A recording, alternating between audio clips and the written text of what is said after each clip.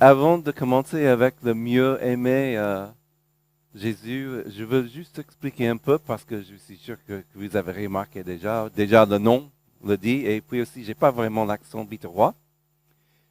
Donc, pour expliquer un peu pourquoi Béziers, et donc c'est Dieu qui nous a emmenés là. Donc, il y a 5 ans, on n'aime pas trop penser, certains, moi, ça ne me gêne pas, mais on était tous confinés. Et donc, pendant le confinement, ma femme, DRH, directrice des ressources humaines, était un peu découragée avec sa société américaine. Elle est bretonne, mais elle travaille pour une société américaine. On était dans la région parisienne et donc elle a postulé pour plusieurs nouveaux boulots, dont un à Béziers. Et donc, nous sommes descendus juste quand le confinement s'était arrêté pour voir, pour les entretiens et tout ça. Et bizarrement, le samedi soir, on était avec la tante de ma femme Laurence, qui habite à Clermont-Lérault, qui est descendue à Béziers à manger avec nous. Et puis, on a décidé qu'on allait avoir le dessert ailleurs. On allait manger des glaces, pas dans le même restaurant. Donc, on s'est promené un peu sur les allées Riquet, si vous connaissez Béziers, et puis aussi sur la place Jean Jaurès. Et donc, mon fils et la tante se portaient volontaires pour chercher les glaces, et ma femme et moi. Nous nous sommes assis sur un banc juste devant le poste, là, sur la place Jean Jaurès. Les bancs ne sont plus là, mais c'était des bancs qui étaient triangulaires, 3 bancs. Donc, on était là sur un, et puis un couple s'est assis devant nous pendant qu'on attendait nos glaces. Un couple, lui, il était très grand et lui, il était petite. Et c'était vraiment un couple marginal. Et il nous a vendu Béziers. Il nous a dit que de bonnes choses de Béziers. Ils ont dit que tout le monde, n'importe quel côté politique et tout ça, tout le monde était d'accord que le maire faisait que de bonnes choses pour Béziers, que la ville a beaucoup changé. Depuis, on est là, bientôt 5 ans. J'ai toujours, quand je suis en ville, à la recherche de ce couple, mais on est persuadé que c'était des anges qui nous a vendu Béziers. Donc Dieu nous a mis là, il nous a mis nos pieds là, et au bout d'un moment, on s'est rendu compte que je crois que le mot on aime bien parler pour être chrétien aujourd'hui, c'est d'être pertinent à notre société. Et je crois qu'une des clés d'être pertinent, c'est d'aller vers les autres qui sont de l'extérieur.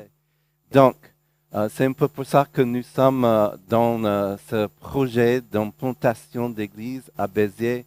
C'est surtout pour aller vers les gens de l'extérieur, les gens qui ne connaissent pas Jésus. Et donc, nous connaissons la joie, l'amour et la paix qu'il nous donne. Et donc, nous voulons apporter la bonne nouvelle aux autres. Donc, aujourd'hui, je vais un peu présenter un peu de raisonnement de tout ça dans ce que je veux partager avec vous, ce que le Seigneur a mis sur mon cœur. Donc, c'est mieux aimer Jésus. Et donc, j'ai une question pour vous. C'est une question didactique. Les enfants sont partis, donc je n'ai pas besoin d'expliquer que les questions didactiques, on ne répond pas à voix haute, sauf si on s'appelle Sylvie Buzige. Et donc, c'est une question il faut réfléchir, il faut contempler, et c'est d'abord, aimez-vous Jésus? Et si vous hésitez à répondre oui, peut-être que vous n'avez pas encore Jésus dans votre cœur, et donc, si c'est le cas, je vous conseille d'aller voir soit Xavier, quelqu'un d'autre de l'Église, dont parler si ça vous perturbe. Si vous hésitez aussi, peut-être vous passez un moment difficile dans votre vie, et je veux vous dire que des fois c'est normal.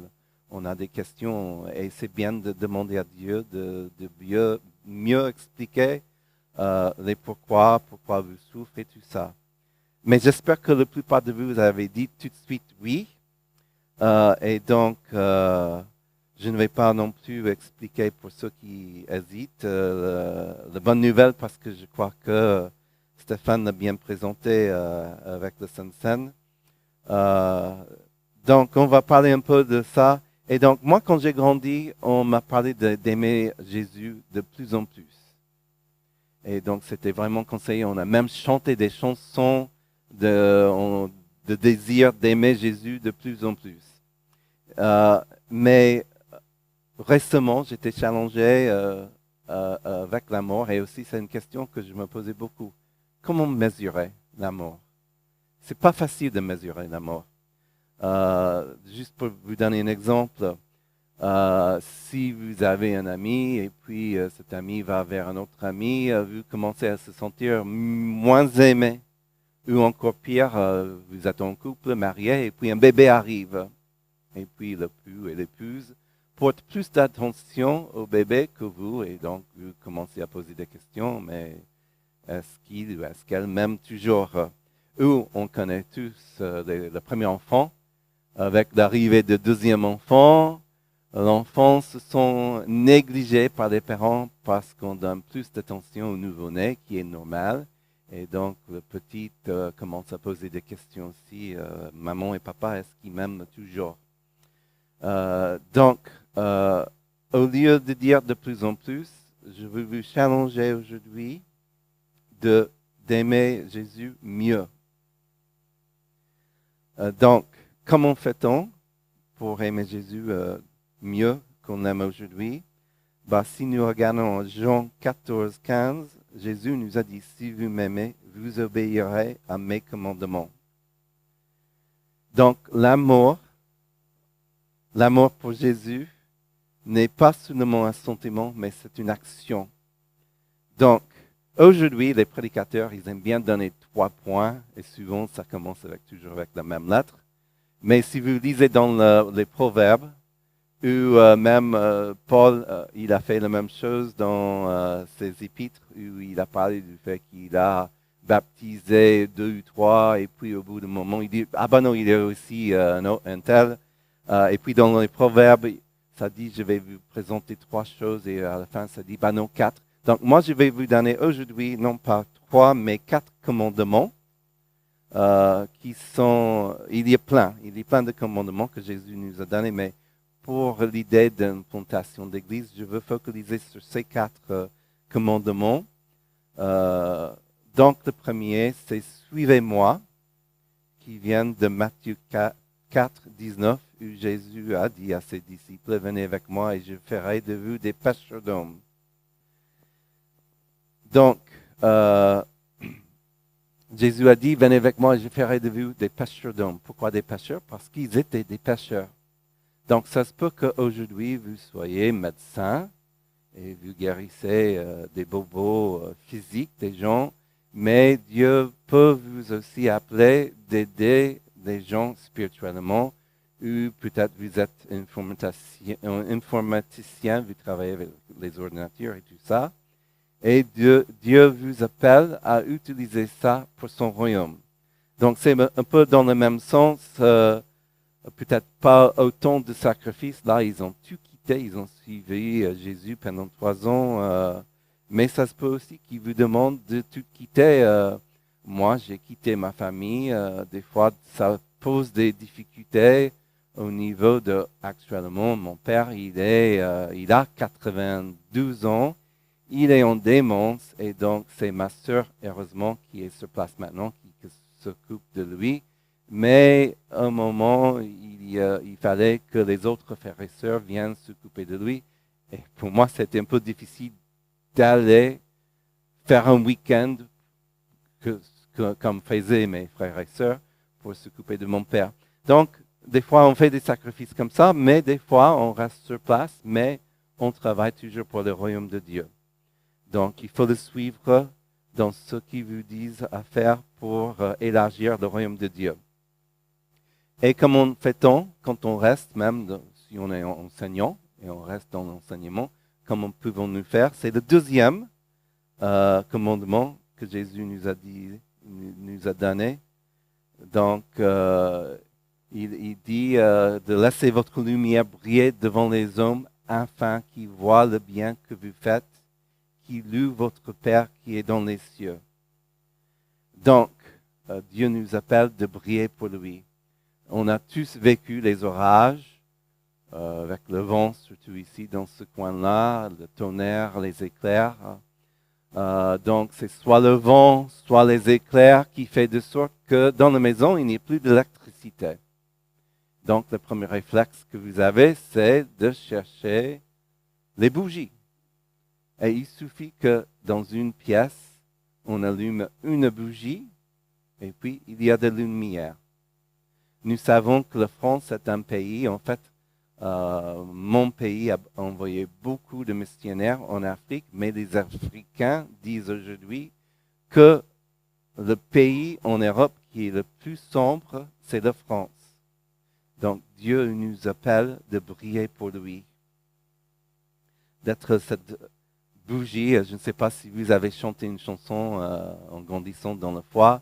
Moi, on avait la petite bougie et on ne la cachait pas en dessous du buisson. On la laissait briller. Donc, c'est cette idée-là, dans n'importe quel travail, dans n'importe quelle circonstance que vous trouvez, vous pouvez toujours briller pour lui avec nos choix, nos paroles, nos réactions. On peut montrer aux autres qui est notre Dieu. Et oui, parfois, on ne va pas briller, on va montrer notre côté pécheur. Mais aussi, ça, c'est un moment de pratiquer la miséricorde, mais la miséricorde pour soi. Et c'est important aussi, je crois. Et je vais en parler un peu plus de ça aussi. Le troisième commandement que j'ai pour vous, c'est prier pour les ouvriers du royaume. Donc, Matthieu 9, 38, Dieu nous dit de prier, non pas pour la récolte, parce que la récolte, il nous dit, la récolte est grande, mais pour prier pour les ouvriers, pour que Dieu envoie les ouvriers pour récolter. Donc, moi, je suis sûr et certain qu'à Béziers, une ville taurine, une ville sombre, noire, entière musulmane, qu'il y a une récolte à faire à Béziers. Donc, juste une petite histoire. Moi, j'ai prié ça et même une fois, ma sœur m'a envoyé un texto en demandant comment je priais pour toi. Et donc, je lui dis, priez que Dieu envoie des ouvriers. Et on apprend que quand on commence à prier comme ça, c'est nous qui sommes appelés à être les ouvriers. Donc, une petite histoire pour illustrer ça. Il y a plusieurs années, dans un petit village en Afrique, je parle encore de l'Afrique, un missionnaire du nom de John travaillait sans relâche pour annoncer l'Évangile. Il organisait des réunions, visitait les familles et traduisait la Bible dans la langue locale. Mais il était seul et la tâche était immense. Un soir épuisé, il s'agenouilla et pria, Seigneur, l'œuvre est grande, mais les ouvriers sont peu nombreux. Envoie des ouvriers dans ta moisson. Quelques semaines plus tard, John reçut une lettre d'un jeune homme nommé Sébastien qui vivait en France. Il disait, je ressens depuis quelque temps que Dieu m'appelle à servir, mais je ne sais pas où ni comment. J'ai entendu parler de ton travail et je voudrais en savoir plus. John était encouragé et continua de prier. Seigneur, merci pour cet intérêt, mais l'œuvre est encore trop grande.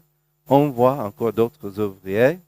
Un an passa et Sébastien vint visiter le village. Il vit les besoins, la joie des gens qui découvraient Jésus et l'impact du travail du missionnaire. Un jour, il demandait à John, tu sais, quand j'ai entendu parler de ton travail, j'ai prié pour que Dieu envoie des ouvriers. Mais aujourd'hui, je me rends compte d'une chose, et si c'était moi? Et John sourit et lui dit, tu viens de comprendre quelque chose d'important. Quand nous prions pour que Dieu envoie des ouvriers, nous devons être prêts à être la réponse à notre propre prière. Donc, Sébastien prit la décision de s'engager dans la mission. Il a pris la langue locale, travailla avec John, et un jour, il devint lui-même un missionnaire dans un autre village. Donc, le quatrième commandement, et probablement c'est le plus important, le plus qui porte notre vision pour l'implantation, c'est de faire des disciples. Donc ça, c'est dans Matthieu 28, 19 et 20, où Jésus est venu à ses disciples et il leur a dit, allez donc allez auprès de toutes les nations et faites-de des disciples, baptisez-les au nom du Père, du Fils et du Saint-Esprit, et enseignez-les à pratiquer tout ce que je vous ai commandé. Donc là-dedans, il y a plein de choses qui est bien pour une implantation d'église, non pas de faire des disciples, non pas de les baptiser, mais de les enseigner les commandements. Et les commandements, ça inclut d'aller annoncer la bonne nouvelle à tous les êtres humains. Donc, pour vous donner une idée de ce que ça devrait ressembler, l'idée que les disciples font des disciples, ici dans notre région, nous avons des figuiers. Et donc, nous surveillons de près le figuier au mois de juillet-août pour être le premier à arriver à cueillir le figue avant l'autre. Mais ça se peut que on prenne une semaine de vacances pendant cette période où peut-être on oublie, ou peut-être le fruit est trop haut et on n'arrive pas à l'attraper. Et qu'est-ce qui se passe? Ben, le fruit, elle tombe. Et qu'est-ce qui se passe après? Il y a un autre arbre qui commence à grandir. Donc, c'est dans ce sens-là. Notre fruit devrait porter d'autres fruits comme ça pour que le royaume grandisse, qu'on fait un disciple qui fait d'autres disciples. Mais comme je vous ai dit, on n'est pas toujours à l'auteur, mais Paul nous a dit, c'est sans crainte que j'annonce la bonne nouvelle. Donc, un bon exemple pour vous donner que quand on n'est pas à la hauteur, mais qui nous motive, il y a un Britannique qui a fait la plupart de sa vie en Angleterre et puis à 40 ans, il se sentait l'appel d'être missionnaire au Texas. C'est un peu bizarre, Texas, ok. Mais il est allé là-bas, mais il a fait beaucoup de réveils, mais des réveils où c'était pas méditisé comme Billy Graham, mais ça a porté des fruits. Il y a des milliers d'hommes et femmes qui se sont convertis ou qui ont donné leur vie à Jésus-Christ pendant ces réveils qu'il a vécus, soit en Angleterre, soit au Texas. Et donc, ces hommes et femmes aujourd'hui sont des missionnaires, des pasteurs dans le monde entier. Et donc, il a raconté une histoire dans un livre qui s'appelle, je ne sais plus comment ça s'appelle en français, Quand le réveil, je crois que c'est ça. Pourquoi le réveil tarde. Et donc, il a parlé d'un certain Charlie Peace, qui était un criminel en Angleterre avant la Deuxième Guerre mondiale. Ils avaient toujours la peine à mort. Et je ne sais pas exactement ce qu'il a fait, mais il a eu la peine de mort. Donc, il était arrêté, jugé et condamné. Et le jour de son exécution, un prêtre anglican fut chargé de l'accompagner jusqu'à l'échafaud, lui disant des passages de la liturgie destinée aux condamnés à mort. Donc, c'était un prêtre anglican. Donc, il disait d'une voix monotone et distante, et il lut les paroles. Ceux qui meurent donc sans Christ connaîtront une éternité de souffrance et de tourments en enfer. Charlie, qui écoutait attentivement, s'arrêtait brusquement, il tournait la tête vers le prêtre et lui demandait « Qu'est-ce que vous venez de dire ?» Le prêtre surpris répétait machinalement la phrase « sur l'enfer ». Charlie le fixa intensément et dit « Monsieur, si je croyais ce que vous venez de dire, si je croyais que l'enfer existe vraiment et que des âmes s'y perdent pour l'éternité, je marcherais à genoux sur du verre brisé à travers toute l'Angleterre pour avertir les gens. Mais regardez-vous, vous lisez cela comme si ça n'avait aucune importance. » Puis, il a continué son chemin vers la potence. Donc, cette histoire de Charlie Peace pose beaucoup de questions directes et inconfortables. Croyons-nous vraiment à l'évangile que nous prêchons? Et si nous croyons vraiment que Jésus est la seule voie vers la vie éternelle, comment pouvons-nous garder cela pour nous? Et si nous croyons que des âmes sont perdues sans Christ, pourquoi sommes-nous parfois si tièdes dans notre témoignage? Et sommes-nous prêts à marcher sur du verre brisé, à sacrifier notre confort, à surmonter la peur du rejet pour annoncer de bonnes nouvelles? Donc, moi, quand j'ai lu ça, j'ai grandi dans la foi. Mon père, il est pasteur. Il était pasteur, retraité maintenant. Et donc, j'ai entendu toute ma vie la bonne nouvelle. J'ai entendu toute ma vie que si on n'avait pas Jésus-Christ, on allait en enfer. Mais des moments dans ma vie, j'essayais de négocier avec Dieu. Et si on pouvait faire de sorte que les gens qui ne te connaissent pas, ils ont une existence comme ils avaient avant la naissance. Et il y a certains qui croient ça. Donc, quand j'ai lu cette histoire-là, et j'ai pensé à Bitois, et même la région bitoise, c'était au milieu de la nuit, je me suis réveillé, j'étais réveillé pendant 2 heures, ça arrive des fois.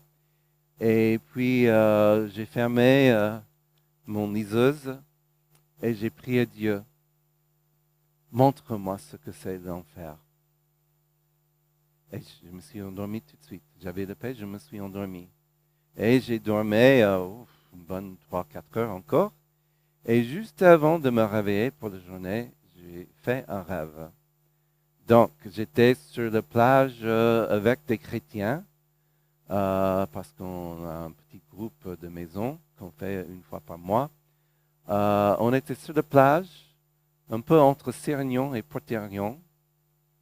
Et d'un coup, on a entendu un grand boom. Et donc, on a tous regardé vers le Cap d'Agde, où a été le boom, et on voyait une projection de feu, parce qu'il y a deux collines à Cap d'Agde. Donc, le plus haut, c'est là qu'il y avait l'explosion, et le feu est allé vers la mer. Et après le boom, on n'entendait rien pour quelques secondes, et après, on n'entendait que les cris des gens qui souffraient. Et je me suis réveillé, et le Saint-Esprit m'a dit, voilà à quoi ça ressemble l'enfer. Et donc, ça a beaucoup travaillé pour moi, et ça me motive encore plus d'aller vers les autres à Béziers. Et donc, je voulais explorer cette idée d'aimer Jésus, de l'aimer mieux. Donc, ce n'est pas de dire je t'aime, mais c'est obéir ses commandements, le suivre, être une lumière, prier pour les ouvriers et faire des disciples. Donc, la question que je vais laisser pour vous, c'est devons-nous changer de mieux pour mieux suivre Jésus? Et cette semaine, j'étais à Mulhouse pour une semaine où je suis allé en Alsace pour voir des coffee shops. Je vais expliquer un peu après où nous sommes dans l'implantation. Mais j'ai lu en 2 Corinthiens 2 où ça parle de nous sommes, si on brille pour le Seigneur, nous sommes aussi une odeur agréable. Pour les uns, c'est une odeur de mort qui mène à la mort. Pour les autres, c'est une odeur de vie qui mène à la vie. Et puis il dit, qui donc est qualifié pour une telle mission? Le mot, c'est pas qui est digne. Le mot n'est pas qui est pur. Le mot n'est pas qui est saint. Mais c'est qui est qualifié. C'est Jésus qui nous fait que nous sommes purs, que nous sommes saints, que nous sommes dignes. C'est son sang. Mais après, c'est Dieu qui nous qualifie pour la mission. Et c'est souvent par des moments difficiles qu'on passe dans nos vies qu'on fait l'école de vie, surtout quand on lit la Bible et tout ça. Et puis, il y a des chiffres qui sont là, que récemment, donc si on est en plantation d'église, on prie, on va être pertinent. On va aller vers les autres qui sont de l'extérieur, les âmes perdues. Il y a certains qui n'aiment pas entendre le mot les âmes perdues, donc ils sont plus à l'aise avec les gens de l'extérieur, mais c'est des âmes qui sont perdues. Ils sont de l'extérieur de l'Église et malheureusement, les églises restent enfermées. Et donc, si on veut être pertinent, il faut aller vers les autres. Donc, j'ai le statut de missionnaire américain, mais en mois de septembre, on a essayé de voir comment on peut réseauter, comment on peut aller vers les gens de l'extérieur de l'Église et tout ça. Et en même temps, j'ai lu Ray Comfort, c'est un évangéliste qui va dans les rues en Californie, mais ses origines sont australiennes. Il est australien à la base. Et j'ai lu qu'il n'y a que 2% des chrétiens évangéliques américains qui sont quête des âmes perdues. Et quand j'ai vu ça, je me suis dit, ah, Seigneur, maintenant je comprends mieux pourquoi c'est difficile de lever les fonds auprès des Américains. Et puis, dans les 2 semaines là où on parlait de comment on allait faire le projet pour implanter une église, en même temps, j'ai vu une vidéo d'un Britannique qui a fait le tour du monde.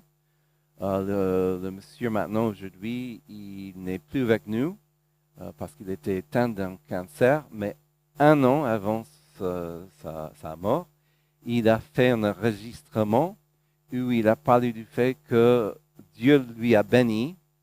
Il était un acteur sur scène, au théâtre, mais il n'était pas assez bon pour être à Londres. Donc, il est allé au Japon. Et donc, comme tous les acteurs, il essayait de nourrir ses enfants, mais c'était difficile. Et puis, les hommes d'affaires japonais sont venus vers lui demander de lui apprendre comment donner des discours pour les réunions d'affaires.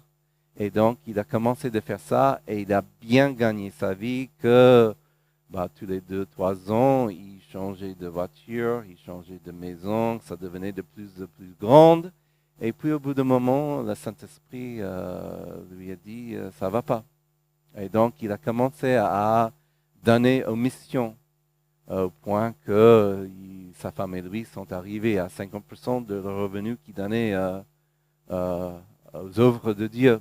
Et il a cité dans cette vidéo le fait qu'il n'y a que 2,5% du revenu des chrétiens évangéliques du monde occidental donné à Dieu. Et donc, après cela, j'ai vu ça. Et puis, une autre chose que j'ai vue, pour chaque conversion qui se fait dans le monde occidental, il y a 4 personnes qui, soit ils sont grandis dans la foi, soit ils étaient convertis avant, mais dans l'année, ils disparaissent. Ils partent de l'Église, ils se disent que je ne crois plus. Et donc, en même temps, en Colossiens, donc j'avais tous ces chiffres dans ma tête. On demandait comment on va résulter pour faire des disciples qui font des disciples. J'ai lu en Colossiens 4, 5 et verset 6. Conduisez-vous avec sagesse envers les gens de l'extérieur et rachetez le temps. Juste avant de prendre la décision de faire une implantation d'une église à Béziers, le Seigneur nous a dit tous les deux, ma femme était en Chine et moi j'étais à Béziers, et il nous a dit tous les deux, il est temps. On était tout contents qu'on a foncé un peu, et puis ce n'était que 6 mois après qu'on a dit, ok, c'était le temps, pourquoi Seigneur? Et donc c'était là qu'il nous a dit que c'était le moment de commencer à faire des disciples qui font des disciples. C'est le jour du salut. Donc, en anglais, ça dit le jour du salut dans la Bible, mais dans la version française que je disais, ça disait le ton du salut. Et je me suis réjoui. Je dis c'est ça. Donc, on va aller vers les gens de l'extérieur et il dit que dans le verset 6, que votre parole soit toujours pleine de grâce et assaisonnée de sel, afin que vous sachiez comment il faut répondre à chacun. Et aujourd'hui, heureusement, les Français, ils aiment toujours discuter, même si on n'est pas d'accord. Et je crois que ce qu'on voit aux États-Unis ne va pas arriver ici en France. Donc, je crois qu'on peut toujours approcher les gens, discuter de notre foi. Nous avons fait une formation et ce que j'ai retenu le plus, c'est que aujourd'hui, les gens autour de nous, ils aiment bien discuter de leur voyage spirituel. C'est une grande ouverture pour nous. On peut les écouter. Ils vont nous dire des choses on va dire, mais comment ils arrivent à croire ça? Mais c'est normal après qu'ils nous écoutent. Et c'est là que nous pouvons partager notre foi. Et donc, quelques jours après qu'on réfléchissait comment faire pour l'implantation d'église, j'ai lu en 1 Thessaloniciens 4, verset 10, ça commence avec verset 10. Mais nous vous encourageons, frères et sœurs, à progresser encore, à vous efforcer de vivre en paix, à vous occuper de vos propres affaires et à travailler de vos mains. Donc, c'était très important pour moi ce passage-là, parce que on sentait que Dieu nous a appelés de commencer un coffee shop à Béziers, donc un café, mais un café de spécialité qui n'existe pas à Béziers. Il y a une différence entre le café de spécialité et le café de commodité. Et quand vous allez au restaurant, la plupart vous servent le café de commodité. Et avec cela, on avait déjà dans la tête d'avoir des événements culturels. Donc, nous espérons de financer, grâce au coffee shop, des événements culturels où nous invitons des gens de venir, soit pour un cercle d'acteurs, soit pour un cercle d'écrivains, ou un cercle de poésie pour les gens qui aiment la poésie, des ateliers où on présente des sujets sur la psychologie ou la philosophie, des cours d'art, des choses comme ça, des travaux manuels. S'il y a des gens qui viennent nous dire, bah moi j'ai ce talent-là, je veux bien animer un atelier ou un club, on va dire, bah on va voir comment on peut faire, et on va faire ça juste pour commencer ces conversations sur son voyage spirituel avec les gens de l'extérieur. Donc, ça confirmait l'idée que pour implanter l'Église, pour faire des disciples qui font des disciples, on allait commencer avec le coffee shop. Et en fait, c'était pour ça que je suis allé en Alsace la semaine dernière pour voir les coffee shops là-bas. Mais si je continue à lire après qu'il a dit de travailler avec vos mains, comme nous vous l'avons recommandé, ainsi votre conduite sera honorable aux yeux des gens de l'extérieur, donc encore les gens de l'extérieur, et vous ne serez dépendant de personne. Donc, pour l'implantation d'église à Béziers, c'est dans ce sens-là, nous allons actuellement, j'ai fait toutes les recherches pour commencer ce coffee shop. J'ai travaillé, Dieu, c'est vraiment Dieu. Au début de l'année, cette année 2025, moi j'ai commencé à prier Ecclésiaste 4:9. 2 hommes associés sont plus heureux qu'un homme solitaire. À deux, ils tirent un bon profit de leur travail. Donc j'ai demandé à Dieu qu'il envoie quelqu'un d'autre. Au même temps, ma femme a commencé à prier qu'il envoie quelqu'un avisé qui pouvait m'aider parce que moi, de métier, je suis formateur de langue, soit l'anglais ici en France, soit le français aux États-Unis. Et donc, j'ai pu me connecter au début janvier avec le BGE, Boutique Gestion et Entreprise, où j'ai suivi une formation qui m'aide avec le business plan, les 3 ans provisionnels. Et puis ensuite, notre fille qui est en Floride, elle a fait des pas vers le Seigneur depuis cette année. mais elle est prof aux États-Unis, elle est un peu découragée. Elle pensait même de quitter son travail avant la fin de l'année scolaire. C'est tellement difficile avec les élèves et les parents et une administration qui n'est pas derrière vous. Donc, je lui ai envoyé un email il y a 3 semaines nous demandant d'essayer de finir l'année scolaire, de respecter son contrat, mais si pour sa santé, elle ne pouvait pas, je comprendrais. Et aussi, je lui demandais de considérer de revenir en France après l'année scolaire, me joindre dans le coffee shop. Donc, elle a dit oui pour revenir. Et pour l'instant, elle arrive à continuer à enseigner. Au début, elle a dit, je vais m'arrêter le 4 avril. Pour l'instant, elle n'a pas donné sa démission. Donc, on continue de prier pour ça. Donc, voilà, nous sommes dans le projet. Et j'aimerais bien vous demander de continuer de prier. Je sais déjà par Xavier que vous priez pour nous et je vous demande de continuer à prier pour nous. Et vous aussi, je sais que vous voulez grandir. Donc, ces 4 commandements que je vous ai donnés, je vous recommande fortement de les suivre. Il y a plein d'autres commandements que Jésus nous a donnés. J'ai un PDF, donc je crois qu'il y a mes coordonnées. Je crois que c'était plutôt au début. Ouais. Donc, si vous voulez m'envoyer un email, je peux vous envoyer ça. Donc, je crois qu'après tout ça, ce serait bien de prier ensemble, que nous puissions vivre ces commandements et les obéir dans son amour. Donc, Seigneur Jésus, je te remercie que, oui, tu es tellement bienveillant vers nous, patient. Et Seigneur, aide-nous d'aller vers les autres, de suivre tes commandements, d'annoncer de bonnes nouvelles, de faire des disciples, de les baptiser, de les enseigner. Seigneur, c'est pas pour notre gloire que nous voulons faire ça, mais c'est pour ta gloire. Donc Seigneur, tout ça, nous le mettons dans tes mains et nous regardons vers toi, nous faisons confiance à toi. Je prie en nom de Jésus. Amen.